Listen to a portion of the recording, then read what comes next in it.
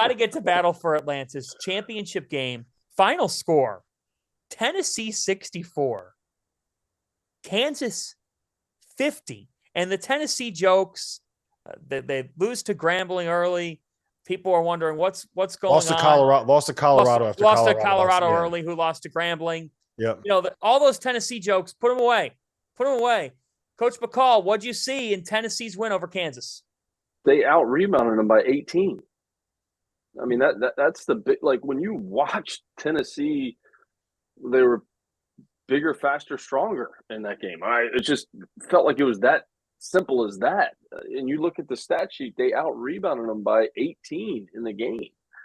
I think Tennessee's terrific. I think the job that Rick Barnes has done there, over his tenure, to have them in the cream of the crop in the SEC, I thought they were the more physical team tonight, and I think that stat shows it. And I think that's ultimately why they were able to win the championship down there. But, it's interesting, even if you go back to the games prior or their games leading up to the finals, and I look at the game that they had 2 nights ago or last night, there was chances in that game where, USC had opportunities and chances to win, right? But you got to give Tennessee all the credit in this game here. I mean, to out-rebound Kansas by 18, they were the more physical team, and I think that's why they were able to win this game. So I have some hot takes. I think that Bill's going to have to really change something with the way that they're doing stuff at Kansas for this season and this season alone. They don't have that low post guy that you can just throw the ball into, right? So they're trying to play KJ Adams at the 5. And like, in theory, I get it because he's, what is he, like 6'6", super athletic, switchable. Like, you can kind of do some different things with him defensively. Like, he's not a terrible passer. He can kind of play off the bounce a little bit. He gets to the offensive glass. But he's not quite at the level that you need him to be able to play that small ball 5, because he's basically a complete zero offensively. Like, you can't run those duck-ins for him. You can't run that offense so you get that little seal so he could turn late in, because everybody's got a big monster. And when he tries to do that against Uros Plavsic, he ends up he looks tiny. It's like Fanta standing next to Zach Edey, right? He's not making shots from the perimeter. He's not really creating anything like in short roll actions. And because everything gets clogged up when he's out there, which doesn't help that Jalen Wilson, like, I don't know why he's such a bad shooter, but that shot looks great coming off his hand, but he just can't shoot. He can't make them. Kevin McCullough's not really a shooter. DeJuan Harris isn't really a shooter. So you run into a situation where they're trying to get a lot of stuff where they do that, like the weave out front, and they try to get Jalen Wilson coming downhill off his right hand, getting to the rim. Same thing with McCullough. And there's just no space for them to do it because nobody can make shots other than Grady Dick. So I think that they need to scrap this idea of having a traditional 5-man and just go like full small ball. Play Jalen Wilson at the 5, get Kevin McCullough, Grady Dick, and then like MJ Rice, DeJuan Harris, Bobby Pettiford, Joseph Yesufu. Like, play Jalen Wilson at the 5.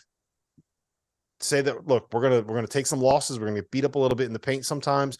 We're gonna give up some offensive rebounds, but I think you need to just try to find a way to make that sort of lineup work, because I just don't like. They want KJ Adams to be Mark Vital, but he's like 70% of Mark Vital. And the problem is that like that extra 30% is what makes you good enough so that you're not a net negative. Right now, KJ Adams is not good enough defensively to make up for what he provides or what he doesn't provide on the offensive end. So I think we're going to have to see that change, or Ernest Uday is going to have to take a big step forward. One of those two things has to happen. You can't get out rebounded by 18 and go 5 for 21 from the 3-point line and think you're going to win the game, right? I mean, I agree with you, Rob, just in terms of floor spacing. Maybe try to go to some more 5 out and space it out to create some driving angles and try to put some people in some closeouts. But I don't think we should take anything away from Tennessee either, and the job that they did in that game, and just being the more physical, tougher team and going down there, and especially after the loss to Colorado, and to go down there and win that event and handle some adversity against USC 2 nights ago, right? I mean, USC had opportunities and chances to win that game, a couple bad offensive possessions for them down the stretch, but take nothing away from what Tennessee did down there in the Bahamas. By the way, that's the best MTE in terms of just being a coach and going to. It's the best venue. You're down there. The ceiling's kind of low. They do everything at the Atlantis. By far the best MTE. Better than Maui. Never went to Maui. Coach Donovan would never go back to Maui. Went one time, I think in 1999 with Mike Miller and Donnell Harvey, and the travel was so brutal coming back. Never tough. went again. And that was 1999, 2000 was my senior year in high school, so I was not a part of that trip to Maui. Yeah, it can mess you up the 6 hour time difference. Yeah, I can. It's hard. I can see that. But Hey, rapid fire here. We got about 2-3 minutes here on the clock. So well, can I just give a shout out real quick to Zakai Ziegler? Like, how good is he, Fanta? He's good. How good is Rob. that dude? He's good, and he manages the game, but he does more than that. He distributes so well. Like, they've got a really good 1-2 backcourt duo, and they defend. And you combine that with their three-point shooting and the way that they shut down Kansas offensively. Like, I know what you said about Jalen Wilson as a jump shooter, but Tennessee held Wilson to 3 of 15 from the field. That probably, folks, will be as good of a defensive performance as you see on Jalen Wilson the entirety of the season. He's the player of the year favorite. Well, maybe not now after that season. performance, but coming in, yeah, he was the player of the year. All right, we got 2 minutes here, and we're going to go very, very rapid fire. Wisconsin, they had a good showing in the battle for Atlantis. I mean, they took Kansas to the wire. They beat USC 64-59. So, Rob, I'm asking you, buy or sell the Badgers' big picture NCAA tournament team?